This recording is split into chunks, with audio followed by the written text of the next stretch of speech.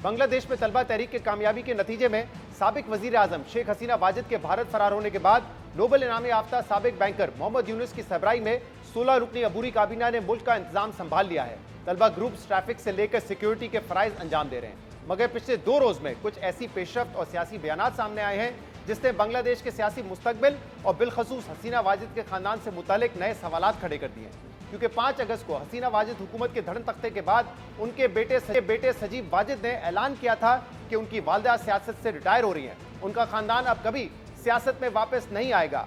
हसीना वाजिद बांग्लादेश के लोगों से मायूस हैं। बांग्लादेश के लोग बहुत नाशुक्रे हैं।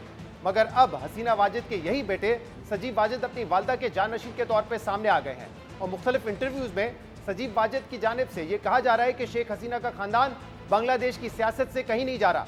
वो अवामी लीग को तना नहीं छोड़ सकते।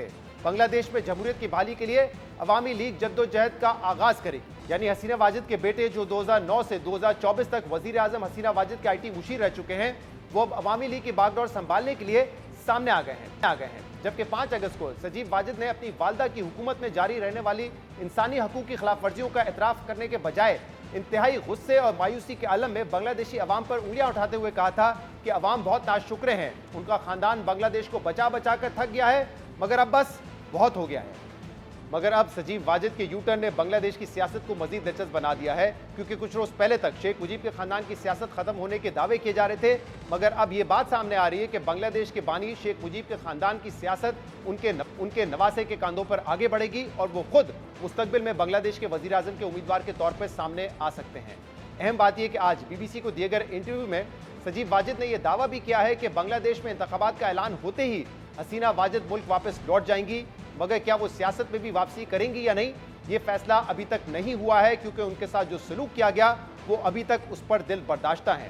इसके अलावा आज रॉयटर्स को दिए गए इंटरव्यू में सजीब वाजिद ने बांग्लादेश के आर्मी चीफ के दावे को मुस्तरद करते हुए ये दावा भी किया है कि हसीना वाजिद ने बांग्लादेश छोड़ने से पहले सरकारी तौर पर इस्तीफा नहीं दिया था, उन्हें इस्तीफा देने का वक्त ही नहीं मिला था। हालांकि बांग्लादेशी आर्मी चीफ वकारुज़्ज़मा ने 5 अगस्त को खुद हसीना वाजिद के इस्तीफे देने का ऐलान किया था। बहरहाल इस वक्त बांग्लादेश में हालात मामूल की जानिब बढ़ना शुरू हो गए हैं। नई काबीना में इंसानी हकूक के रहनुमाओं, तलबा रहनुमाओं, प्रोफेसर्स, वकला और सिविल सोसाइटी के मुतादिद रहनुमाओं को शामिल किया गया है। हुकूमत के अबूरी सरबराह मोहम्मद यूनुस वाज़ेह कर चुके हैं कि तशद्दुद के वाक़यात को सख्ती से रोका जाएगा। मुल्क में पुरतशद्दुद वाक़यात में भी तेजी से कमी आ रही है। 4 रोज के बाद 400 के करीब पुलिस स्टेशन ने हड़ताल खत्म करके वापस जिम्मेदारियां संभाल ली हैं, जबकि आज मुजाहिरीन के अल्टीमेटम के बाद बांग्लादेश के चीफ जस्टिस उबैदुल हसन ने भी अपने ओहदे से इस्तीफा दे दिया है। इसके अलावा बांग्लादेशी मीडिया के मुताबिक कई हफ्तों जारी रहने वाले तुलबा तहरीक में 500 से ज्यादा अफराद जाँ बाग हुए हैं और इनमें ज्यादातर पुलिस के हाथों कत्ल किए गए थे। मगर इस मामले पर भी हसीना वाजिद के बेटे ने हैरानकुन दावा कर दिया है, जिनका कहना है कि हसीना वाजिद ने पुलिस और फौज को सख्ती से रोका कि वो अवाम के खिलाफ ताकत का इस्तेमाल ना करें। हसीना वाजिद ने सिक्योरिटी इदारों को हुक्म दिया कि ताकत के इस्तेमाल से आप मुझे तो बचा लेंगे, मगर मेरे अवाम का खून बह जाएगा। मगर सजीब वाजिद के ये दावे भी हकायक से बरक्स नजर आते हैं, क्योंकि हुकूमत के खात्मे से एक दिन पहले तक हसीना वाजिद मुजाहिरीन को दहशतगर्द कहती रही। BBC की रिपोर्ट के मुताबिक आखिरी वक्त तक शेख हसीना ने पुलिस और फौज को हिदायत दी कि वो मुजाहिरीन के खिलाफ ताकत का इस्तेमाल करें, और अब यही मामला इनके मगरबी ममालिक में सियासी पनाह लेने की राह में रुकावट बन सकता है।